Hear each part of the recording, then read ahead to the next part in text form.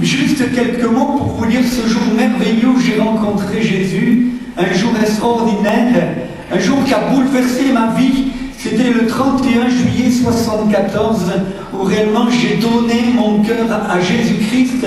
C'était vers 22 h le soir alors que j'étais tout seul dans ma chambre, un garçon introverti qui bégayait, qui était bloqué, qui était honteux à cause d'une enfance difficile. Le père qui était parti de la maison, j'avais juste 1 an, et maman s'est retrouvée toute seule avec 4 enfants à élever, beaucoup de pleurs, beaucoup de tristesse, beaucoup de larmes. Un autre homme est venu dans la maison habiter, essayant de remplacer mon père, mais qui malheureusement, cet homme était un homme difficile, où j'ai souvent reçu des baffes et tout un tas de choses, enfance complètement difficile, et où cet homme, après, au bout d'un moment, on a réussi à fuir et à le laisser, à changer de ville. On est arrivé dans la ville de Mont-de-Marsan, et là, j'avais un camarade de classe qui m'a parlé de l'évangile. Enfin, sa maman m'a parlé de l'évangile, et je suis allé dans une réunion, dans une baraque en planche, chez des tziganes, et pour la première fois, j'ai entendu parler de Jésus-Christ. Mon cœur, qui avait 13 ans, était touché, bouleversé par l'amour qui me manquait, un amour de père qui n'était pas là, qui m'avait manqué dans ma vie. Et là, j'ai découvert en Dieu un père qui m'aimait.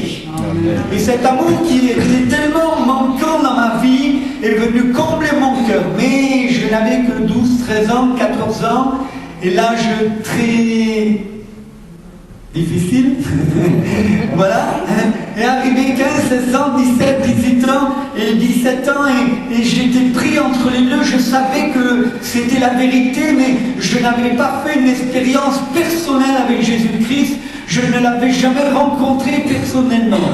Et bien souvent, j'allais à la réunion, je savais que c'était la vérité, je croyais que Dieu existait, je savais que Jésus était venu, je savais qu'il était mort et que 3 jours après, il était ressuscité, mais aucune réaction dans ma vie. Un jour, à cet âge-là, 18 ans, alors que j'étais dégoûté, que souvent le pasteur m'avait conseillé de donner mon cœur à Jésus, ce que je faisais pour lui faire plaisir plus qu'autre chose. Et je priais, je disais, Seigneur, je te donne mon cœur, mais rien ne se passait.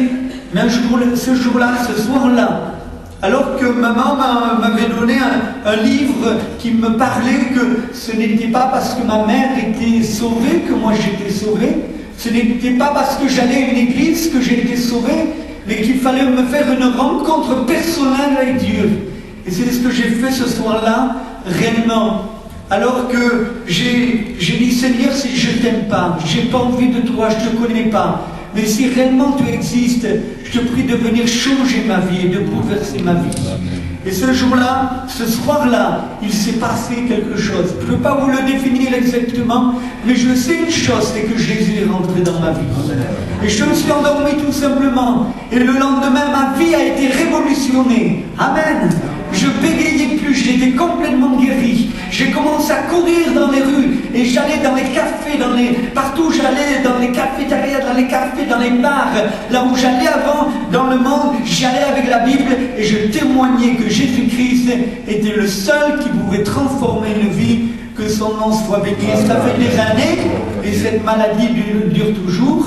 Si on peut pas appeler ça une maladie, c'est plutôt une maladie d'amour, alléluia, qui dure toujours, une passion, que son nom soit béni. Et je suis heureux encore ce soir de prêcher l'évangile de la vérité, l'évangile de Dieu, de vous parler de la croix, non pas de n'importe quelle croix, mais de la croix de Jésus, celle qui a le pouvoir de transformer notre vie, que son nom soit béni, amen.